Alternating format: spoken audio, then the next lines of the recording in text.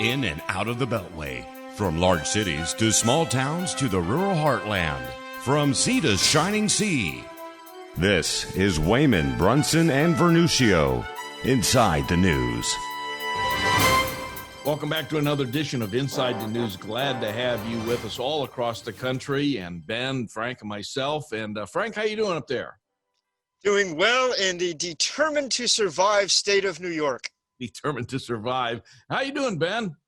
I'm doing just great, gentlemen. It's a pleasure to be with you both once again. Absolutely. Okay, Frank, let's start with you. SCOTUS and the Supreme Court. Why does it really matter? Well, the left, of course, has used the United States Supreme Court, or has attempted to, as a kind of supra-legislature. What they can't pass at the ballot box, what they can't pass in the legislative branch, they attempt to pass using the United States Supreme Court. Having lost too many elections, they have decided that this is the route they want to go to pass many of their most unpopular programs. So to them, this is equally as important as the presidential election. Okay, Ben, why does it matter? And then I'll let you even expand upon that about what the Dems are talking about packing the court. Ben, go. Well, in an era in which the Democrats and the progressive left have been unable to win the votes necessary at the ballot box to achieve a lot of their most progressive ideological visions, they rely on the courts to impose those standards and to read into the law a lot of the left-wing ideology that they're in favor of. And unfortunately, they've gotten their wish as far as that's concerned on many occasions. And so the Supreme Court is viewed as a tool for bringing about that social justice that they can't achieve at the ballot box. And that's certainly why it matters. Okay, Frank, now let's talk about packing the court. We've got 9 justices on there. It's an odd number, which is really good. And it's small enough to be managed. But the Democrats, they want to pack the court. Kind of explain what that means, packing the court, and the implications of what that could be. Well, packing the court means appointing so many Supreme Court or enough Supreme Court justices so that you will always get your ideology dominant on the court. This was tried at one point by Franklin Delano Roosevelt in the 1930s.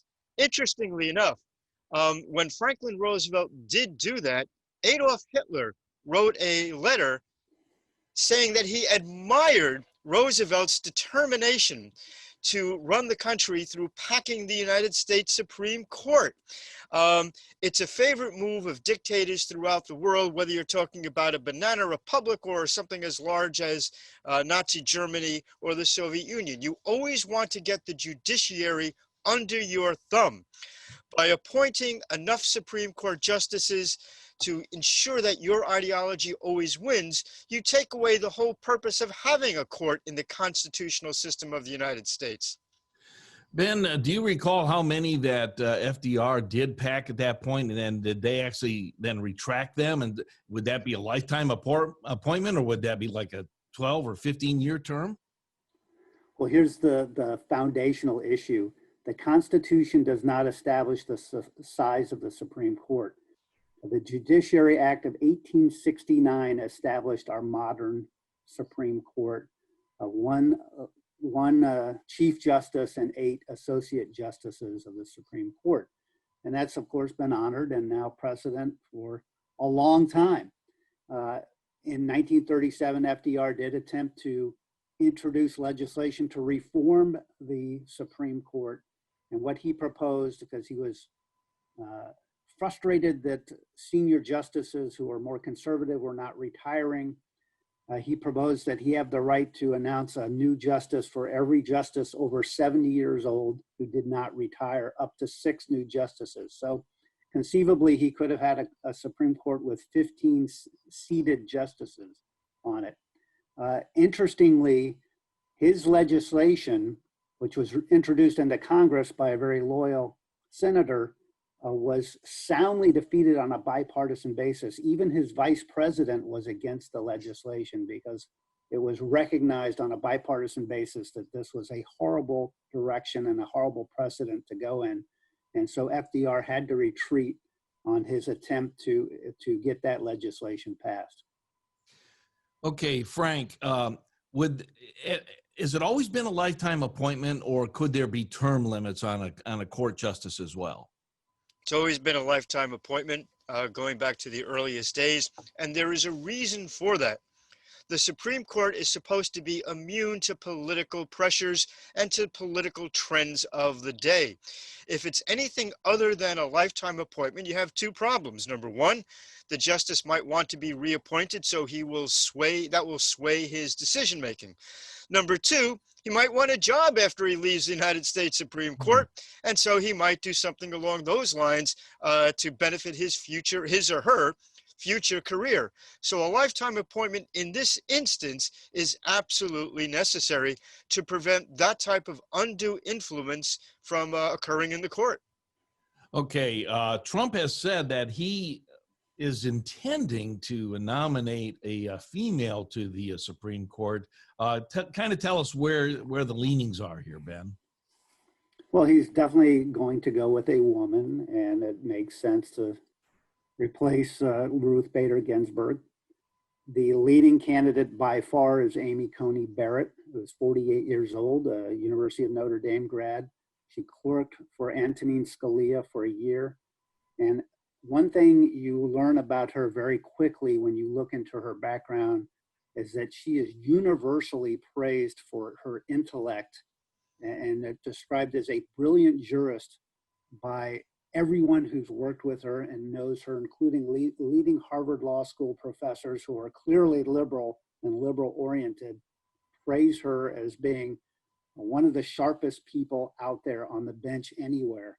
In fact, one Harvard Law School professor described her as perhaps the most brilliant jurist he is aware of. So she is really highly praised. She's Catholic. She has a large family, 7 children, 2 of which are adopted Haitian children. She went through a confirmation just a couple of years ago to go onto the circuit court, and the Democrats did attack her. Al Franken, interestingly, who's no longer with us because of his own moral issues, attacked her moral judgment because she once took an honorarium from a group that the Southern Poverty Law Center describes as a left-wing organization, as a far-right organization. And if you know anything about the Southern Poverty Law Center and where they're at these days, they have become a very hard left organization that describes anyone to the right of Karl Marx as being far-right hate organization. So that attack went nowhere, and she was easily confirmed onto the circuit bench. And I think we have heard the breaking news is Mitt Romney is on board with a vote and taking this matter up based on the timing that Mitch McConnell sets and the Judiciary Committee sets. And the Republicans clearly have the vote that if it's Amy Barrett or someone else, there's another Floridian Cuban American who's also being discussed. They have the votes to bring this nominee onto the bench. And in my opinion, they should do it ASAP before the election. I think it'll be very good for the Republican cause if they do. All right, a couple of thoughts here, Frank. Number one, that if the Democrats attack the next nominee like they did Kavanaugh, I believe that will backfire right in their face, because people are going to say, you see, you're at it again, and it's going to make them look evil. Number two is that what Ben just said, getting it done sooner and ASAP, is that this election could be decided in the courts. And if indeed that happens, 9 justices on the Supreme Court, yeah, at least it's an odd number, at least there would be a deciding vote. It wouldn't be a tie 4-4. Well, there are a number of factors here. You're absolutely right, Guy. But when we go back to Amy Coney Barrett, let's not forget the nature of how she was attacked. I believe it was Senator Feinstein who attacked her for her Catholic faith. And I think to some extent, if she is the nominee, that's almost setting a trap for the Democrats, who would inevitably do the same thing again which would ensure that the Catholic vote, if indeed there is such a thing, would go solidly towards President Trump. It's one of the first times in modern history that a Supreme Court nominee was attacked on the basis of her or his faith. So that's an absolutely considerable measure. Barbara Lagoa is the other top choice. She is a sitting judge in Florida, Cuban-American. So from a swing state, from a Cuban background, which would help with the Latino vote, and also considered, most importantly of all, a brilliant jurist, that would be another great nominee as well. The fact is, going into this, at this point, you don't want a 4-4 Supreme Court. You don't want an 8-member Supreme Court. Let's be blunt. No matter how honest this election is, no matter how decisive it is on election night, the Democrats are going to claim something. I believe that Donald Trump can come in with a vast majority of electoral votes, and the next morning, Democrat governors are going to find boxes and boxes of ballots that they say just were never counted. They probably would be signed by Mickey Mouse, Donald Duck, and so forth. But they will try to turn the country upside down in getting these phony votes counted. It will inevitably go to the United States Supreme Court. You would hope that the court would decide on the merits, but they are humans as well, and there's going to be some partisanship. You need one side or the other to win to prevent chaos in the country, and even 4-4 split is not a good idea. A 5-4 split would at the very least issue a decisive opinion. Okay. Next on our list here, Ben, Attorney General Barr, he's been critical of his own department, and that's the Department of Justice, Ben. Well, he's been critical for a good reason, and he is fighting the battle. He's fighting the good fight. He is attempting to create a Department of Justice that applies the law equally, regardless of your political affiliation and whether you're a Trump supporter or a Clinton supporter or something else. And we have seen, unfortunately, that the Department of Justice has gone awry from a system in which the scales of justice are blind. And he is facing a lot of resistance. And of course, we have talked endlessly on this show about what has occurred to Donald Trump, the spying that went on, clearly unconstitutional, clearly illegal. And every indication is that it was approved out of the White House. And this is the real battle going on. And for Barr, he is facing a lot of resistance within the Department of Justice, just like there's resistance in the CIA and the FBI, deep staters who do not like Donald Trump, who are Democrats at heart and share a progressive vision of the future, a globalist vision of the future. And so he is fighting the battle. He is being more public about it. I think that reflects some of his frustration. His clear sense was to try to do this privately, but I think he's been frustrated on many levels as he's fought this war. All right. As a part of that department, Frank, is the FBI. And there's even some talk now of Sidney Powell may be the head of the FBI, get rid of Wray. And quite frankly, Director Wray has not shown anything to me, Frank. Now, actually, the entire Department of Justice needs a great deal of reformation.